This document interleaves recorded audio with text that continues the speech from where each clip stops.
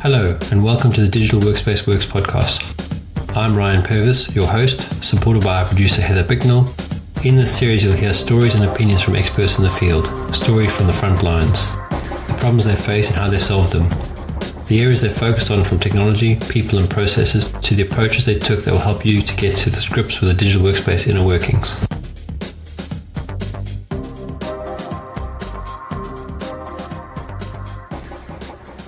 Doing good. How are you? Yeah, very good, thanks. We've got a beautiful sunny day today, 20 degrees. It's like a winter's Joburg's day. So are you still getting used to that temperature change? Yeah, it's 20 degrees, probably around the 60s for you, 66, I think, Fahrenheit. But 20 degrees in Joburg, people wearing jerseys and scarves and beanies. Beanies? Here it's just, yeah, like yeah, we call them that too. It's a little warm for a hat. Oh, no, that's cold. That's cold for Joburg. It's 20 degrees. Joburg is in winter at the moment, and they're 22 degrees. So. Well, I take that right anyway. now. We're a little colder here.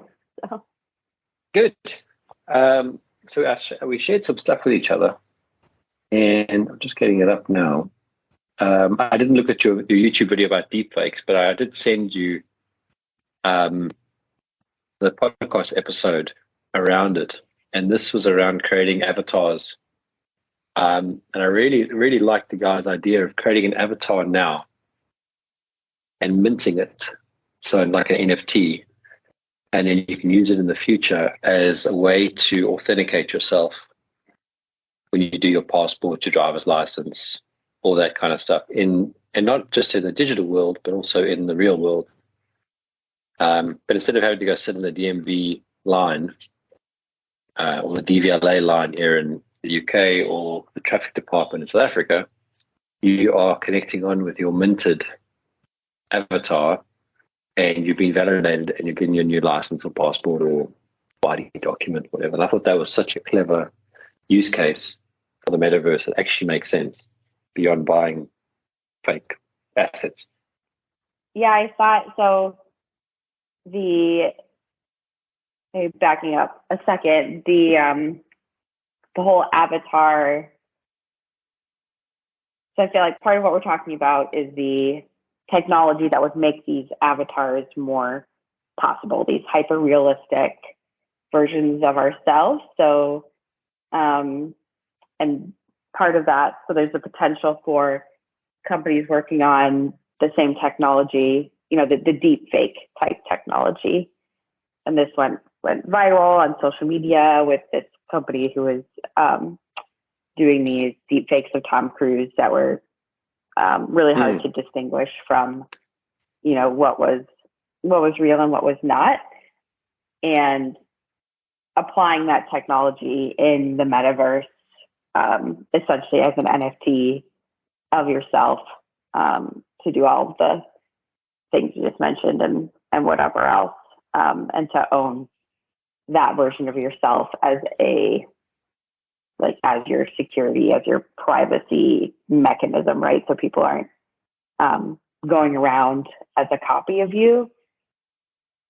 So yeah, I thought that was super interesting. And the kind of what we've been talking about around like a digital hologram and digital avatars, and getting past sort of the cartoonish or even the uncanny valley stage of your digital self.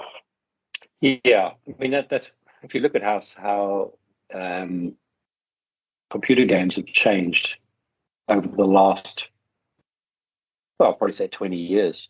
In fact, probably a little bit more than that. I mean, think back to, and you might dare say you're too young for this, but if you think about the sort of 2D block character games like Shoot Larry and Police Quest and Space Quest and those things that evolved quite quickly into first-person shooters and 3D environments like Grand Theft Auto and those things to very real looking games like Gears of War or what's the popular one now?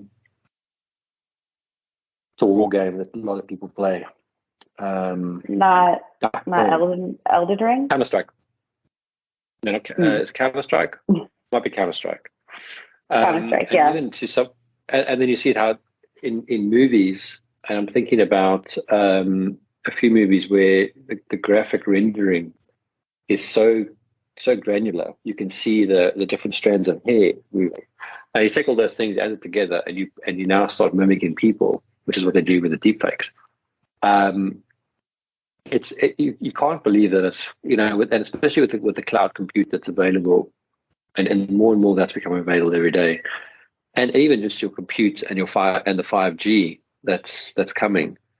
You can't believe that the metaverse versions, the different digital worlds, aren't far away. They have to be close.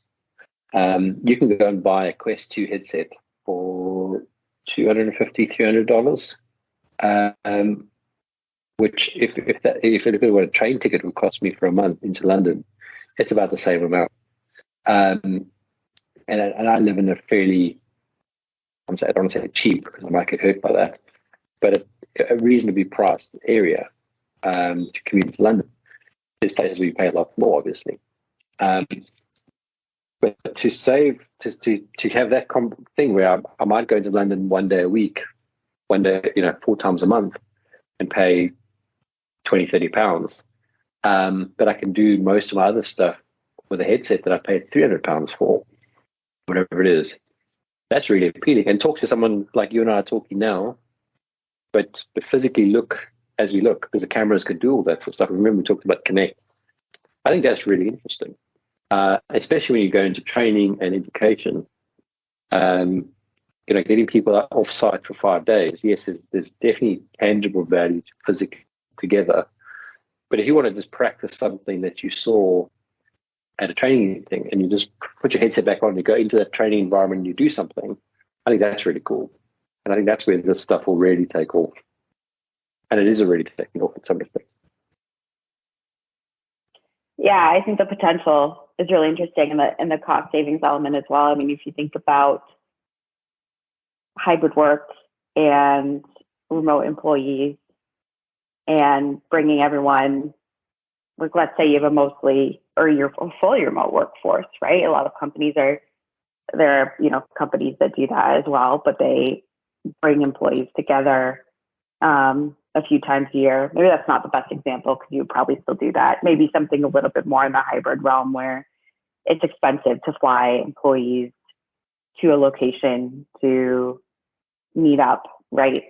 And it would be cheaper to send headsets. Yeah, there's still value for sure.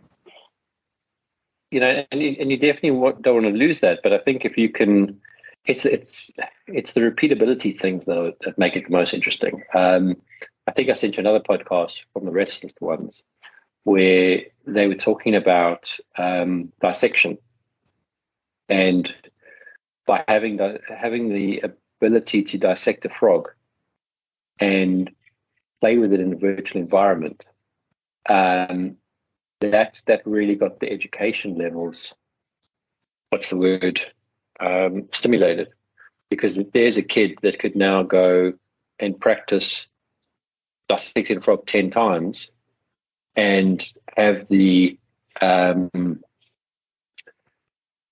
this almost do it at home, do it at school, do it at their own speed, and learn different things, because while they're doing that, they are playing with this specimen. They're not actually interacting with the real things, but they also can now go into other dissections that are also on the system. So now they do a dissection of frog, and they want to do a dissection of a locust, and the locust is a really small insect in comparison. Because it's all virtualized, you can zoom in and do the insect. Dissect an ant, which is even smaller. Things that you just wouldn't be able to do in the real world. And I think that's what I'm very excited about now after listening to that episode. The one that caught my attention was the astronomy one. like sending you into the stars, into space on I think they had it like designed like a Star Trek ship, but I don't know. Yeah, all those educational or even, applications in art museums, history museums, the experiential side is really cool. And I'm kind of jealous that, I didn't have that in my education. It makes you want to be able to experience it yourself. Yeah. Yeah, it's interesting because we actually are looking at a school for my son at the moment. And one of the things that appeals to me about the school is how open they are to these sorts of technologies and stuff. And they're a small school, so they try to say it's easier for them to do. It's still going to cost money, but they can spend it because they're a smaller school. They can invest in 10 headsets. Whereas if you've got a big school like a government school where per class you're looking at 30, 40 kids per teacher, this is 10 kids to one teacher. That barrier to entry is a lot smaller. And for that, the level of knowledge and grasping and exploring things will be greater. So essentially, I'm very curious to see how it all goes. Yeah, definitely. But I think the convergence of technologies is also incredibly interesting. Just think about how those, because that I feel like it kind of clicked for me between all of the things that you said, the applications in education and in work and kind of beyond the like video gaming or like entertainment use cases, right? For Metaverse, thinking about attending a virtual conference in Fortnite. I don't get that excited about that kind of a use case, but these other ones where, to your point about dissecting an ant, that is really cool. And then the things behind that. Yeah. I mean, I wrote down a few ideas I had, and I was thinking about things like when I studied electrical circuits and stuff, I really couldn't get my head around, some of the concepts because it takes a while to get your head around all that. So the concept that electricity is moving through a circuit and it'll take the path of least resistance. You could now be like in that movie Inner Space, this little molecule that goes along the electrical circuit and follows it and goes through resistance and goes through a light bulb and goes through a switch, all those things. You can experience that stuff. So when you start understanding the equations and how that all works, you can see how your equations impact the circuit you're in as a physical entity, a virtualized entity inside a virtualized world. And I think that's what, those are the opportunities that I think are far more interesting. I know we keep saying that, but it's really like with my kids getting older, I'm thinking, well, that's an investment now. Originally, I thought it was a toy. But this frog dissection app that the guy was talking about, that exists right now. I expect in 5 years' time you'll have 1,000 apps that are like that, and then that exponentially grow. So it gets very interesting very quickly. Definitely makes me jump to the scale of those apps and app marketplaces and educational subscriptions, or like what the software side of all of that looks like, and even manageability, like hardware age.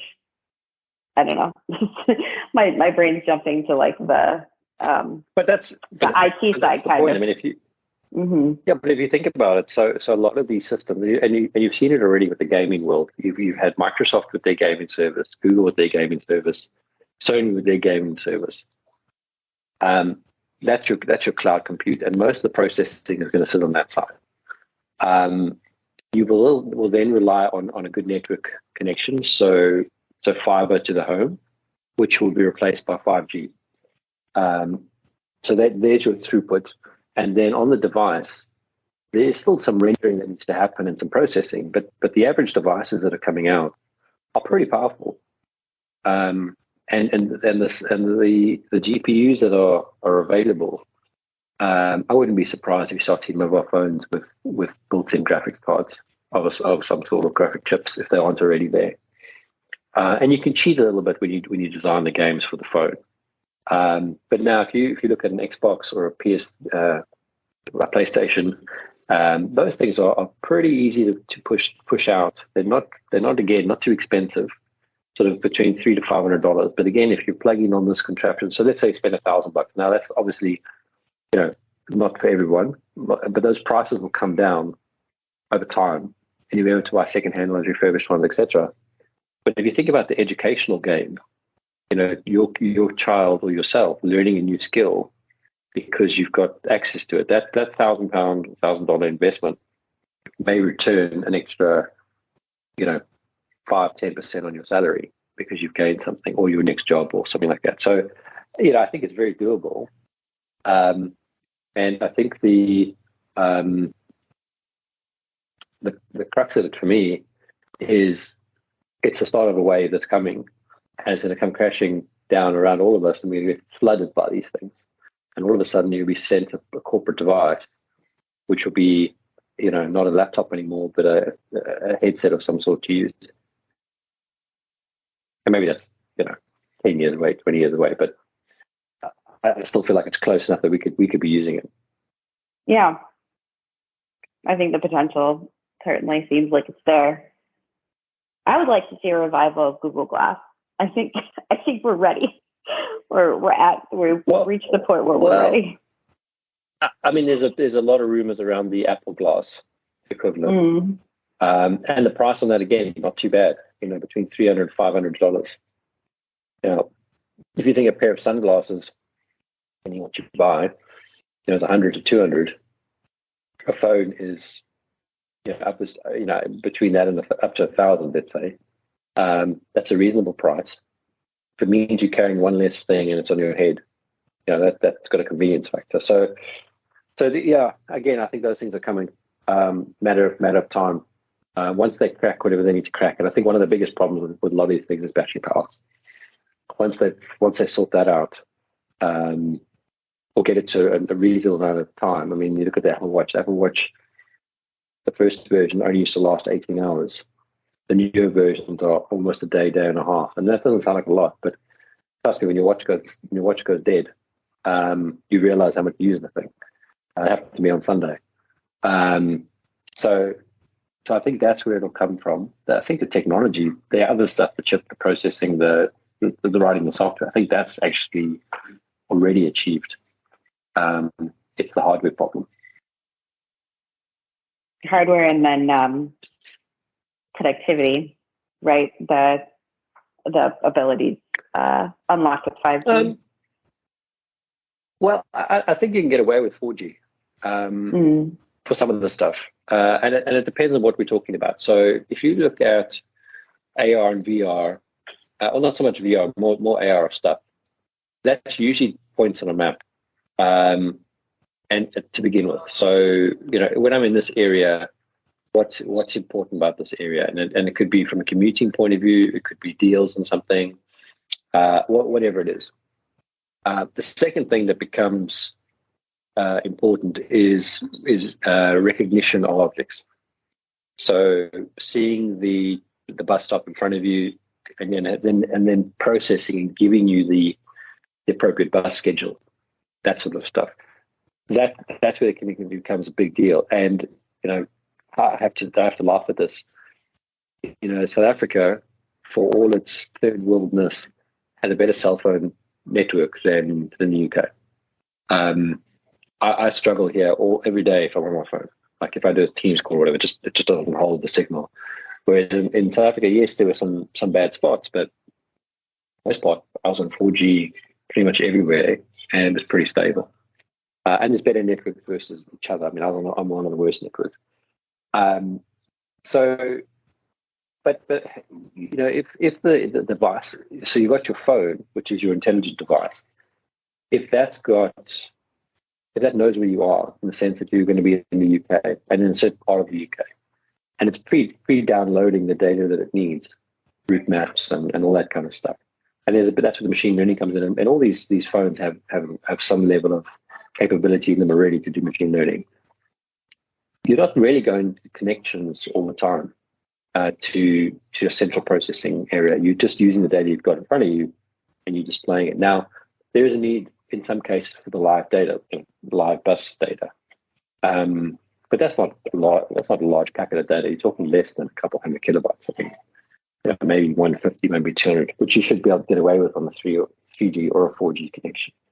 When you start processing images, that's when you need the big compute, because you need to send the image up and get it back.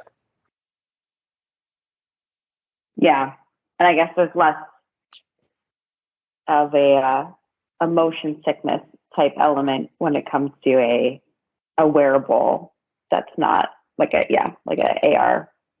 AR mixed reality wearable is a little bit more tolerant, I think, of that than VR. It's your whole experience. Yeah, and we've been experimenting with AR for a long time. I mean, there's many phone apps you can get where you put up the camera and you can see stuff. And as I said, I think the technology is there. It's the issues, the hardware, the battery, and the aesthetics. It's got to look good. I think that was Google Glass's biggest failing. It just looked crap. It looked like something from a 1980s movie. It has charm, but it's kind of like Spy Kidsy. Yeah, and that's the point. I mean, you just look at something as trivial now through the pandemic of people wearing masks. Most people didn't want to wear masks, not because they didn't believe the masks were going to save them for anything. They didn't like looking weird. And this is my opinion. I mean, I haven't really done any fact checking on this, but I know certain people that just told me they didn't like wearing a mask because they didn't like the way it made them look or feel, and then they didn't believe the science after that as well. Like, what's it really going to do? This particle is so small it's going to get through the mask. And if the glasses don't look good, or you get comments on wearing the glasses, then that kills them straight away. It should be to the level that when you wear, like you're wearing reading glasses now, you shouldn't know that they're smart glasses versus non-smart glasses. They should just be glasses. Mm-hmm. Now there might be a reason to show a difference, like a private information or personal information point of view that you're wearing glasses and got a camera on them. But I wouldn't expect that to be in the glasses to begin with. I'd expect that to be taken out. But you might see, and I mean, this is, I remember a show 20, 30 years ago called Beyond 2000. And they had smart glasses then, and you could actually see the text on the lens of the glass. So you might be able to see that. As if I was looking at you now, I might see a little square rectangle of text scrolling while we're talking, of your SMSs coming through or your WhatsApps or whatever it is. That might be the only indication that you're wearing them. But beyond that, I think it should look like any normal set.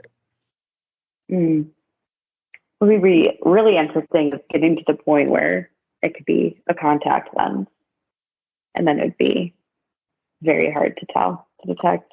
I would probably go more the Neuralink route at that point. I'd probably go where Musk is going with plugging in your head. I still think that's the holy grail.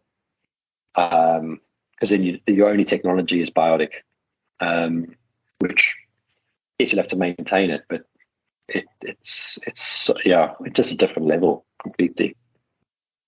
But I don't want to be the first one for that. I'll wait till 1 billion people have had that thing injected first. Yeah, that's cool. Yeah, the unknowns there are a little hard to get over unless you're really willing to be a pioneer. A tough subject for that. Yeah, some people will be, I'm sure. Yeah, I mean, there'll be crusaders, and we need them. I would love it. I read a lot of books, a lot of science fiction, and they talk about it and all the rest of it. And you think, when I say make life very simple, I think you'd need to have boundaries on how it's part of your life, etc. And I think that's a long way away. But not having to carry a phone with you would be great. If it was all all integrated into your system.